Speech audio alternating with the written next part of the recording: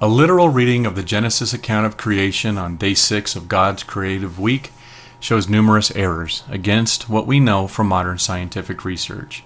Land animals, including early tetrapods, classic dinosaurs, mammals, and insects, are separated evolutionarily by hundreds of millions of years. Human beings are a late arrival on the scene of Earth's history, and they alone domesticated animals, like cows, the sheep, and goats. Such animals are not the result of spontaneous creation, either by the divine spoken word, as the biblical narrative suggests, or by natural selection. Quite simply, the author of the first book of Genesis could not have gotten more of his facts and details wrong in his story of creation. But as we've seen, this dismal failure of the biblical creation story has not stopped some from trying to rewrite and reinterpret its tale.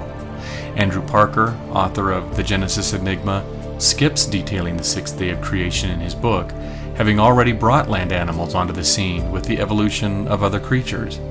He merely notes in passing that evolution's last great experiment was to bring human beings onto the planet, and this parallels Genesis's account of humanity being the last of God's creations.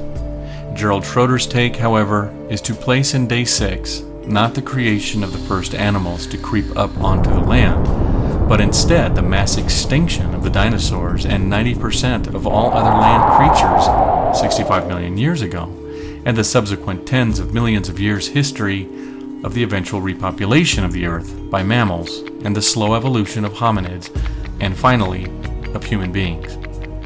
Of course, neither of these so-called interpretations of the last day of creation actually line up with the biblical account, except extremely superficially.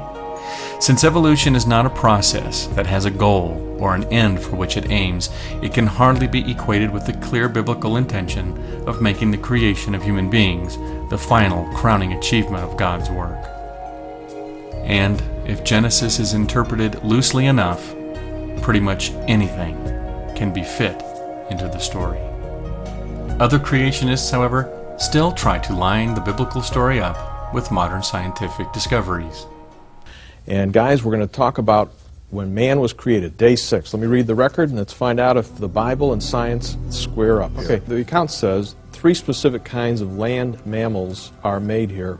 Talk about what that is scientifically. Yeah, this is different from the 5th creation day where it addresses birds generically and sea mammals generically. The 6th creation day talks about 3 specialized kinds of land mammals.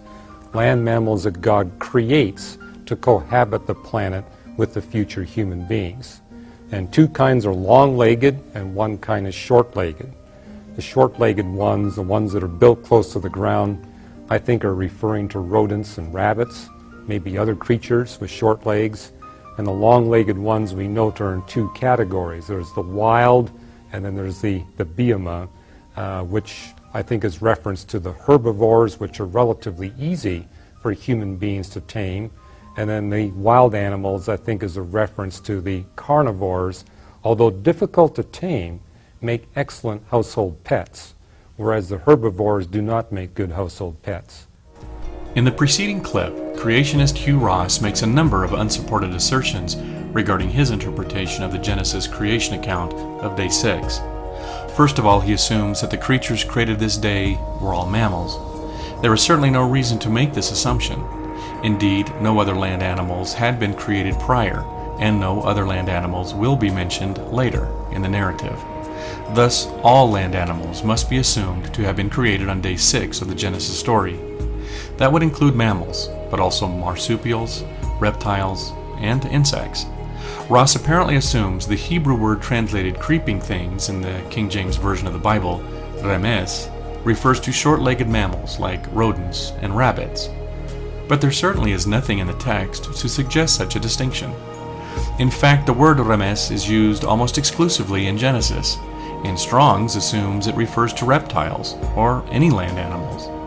Ross then assumes that the Genesis text separates the creation of carnivores from herbivores.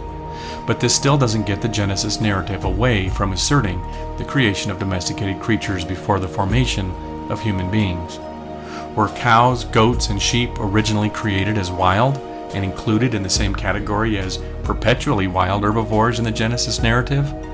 If so, Why is the same word exclusively used for livestock later in the Bible used in Genesis to refer to any plant-eating mammal, with the exception of Ross's small-legged herbivores, which he believes were distinguished earlier? And why differentiate between long-legged carnivores and herbivores, but not between short-legged carnivores and herbivores?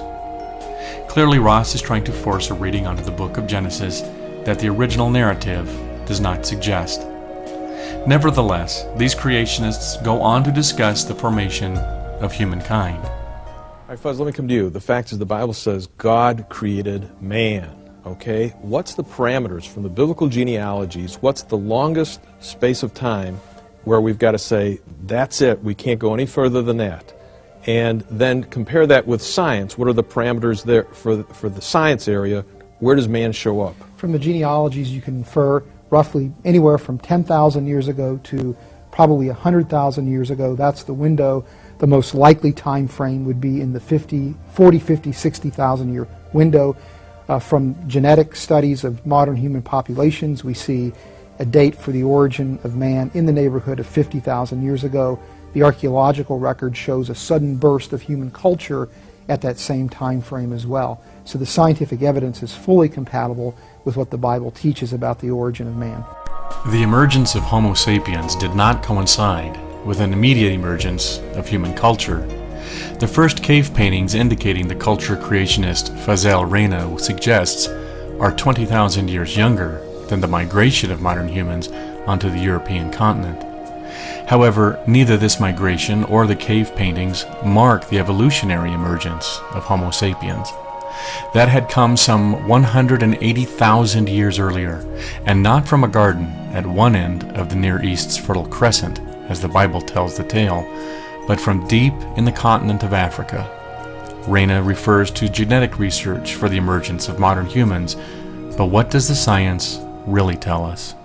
At some point in the past, a subgroup of Africans left the African continent to go out and populate the rest of the world. Now, how recently do we share this ancestry? Was it millions of years ago? Which we might suspect by looking at all this incredible variation around the world. No, the DNA tells a story that's very clear. Within the last 200,000 years, we all share an ancestor, a single person, mitochondrial Eve, you might have heard about her, in Africa, an African woman who gave rise to all the mitochondrial diversity in the world today. But what's even more amazing is that if you look at the Y-chromosome side, the male side of the story, the Y-chromosome Adam only lived around 60,000 years ago. That's only about 2,000 human generations, the blink of an eye in an evolutionary sense. That tells us we were all still living in Africa at that time. This was an African man who gave rise to all the Y-chromosome diversity around the world. It's only within the last 60,000 years that we have started to generate this incredible diversity we see around the world. Such an amazing story. We're all effectively part of an extended African family. So, what the creationist in the earlier clip didn't understand was that all modern humans share a common ancestor with a single female who lived some 200,000 years ago. The single male ancestor, however, lived roughly 60,000 years ago, and both came from Africa. The group which would carry these DNA markers had not yet left their ancestral homeland to move out onto the European and Asian continents. This hardly aligns with the biblical story unless you deliberately leave important details out of your reinterpretation of the science. And also, as these creationists fail to mention, it is with this same genetic evidence they cite for the emergence of modern Homo sapiens that links us evolutionarily most closely with modern chimpanzees and other apes, and indeed, ultimately, with all life on Earth. Human beings were not a special creation. In fact, were we to roll back time and eliminate the cosmic accident which wiped out the dinosaurs, human beings may very well never have evolved. Our place on this planet was never a guarantee. As a side note, how are these creationists reaching the conclusion that the Bible's genealogies can date the creation of man, as described in the Genesis narrative, to roughly the same time as has been discovered by modern science? They, of course, do not say. The most famous dating of events from the genealogies of the Bible was done by the Church of Ireland's Archbishop James Ussher in 1650. He calculated that creation began at nightfall preceding the 26th of October, 4004 BCE, and this has been the standard by which creationists, interested in a literal reading of the Bible, have dated the creation. Without a detailed account of how creationists like Rana used the biblical genealogies, we can hardly make comment on how accurate it may be with modern scientific discoveries. But dating aside, Homo sapiens did not appear on Earth one day, as the Bible clearly states. Homo sapiens are a species from a long, bushy evolutionary lineage. From prior species, a Homo sapiens couple did not suddenly appear one day. In the scientific story of Y-chromosomal Adam and mitochondrial Eve, our genetic parents do not live together in a cozy garden, but are separated from one another by nearly 150,000 years. So, no matter where some turn for help in trying to reconcile the biblical account of creation, as narrated in the first book of Genesis, with the discoveries of modern science, they meet with failure. There simply is nothing regarding the formation of our universe, the earth, and life that Genesis got right.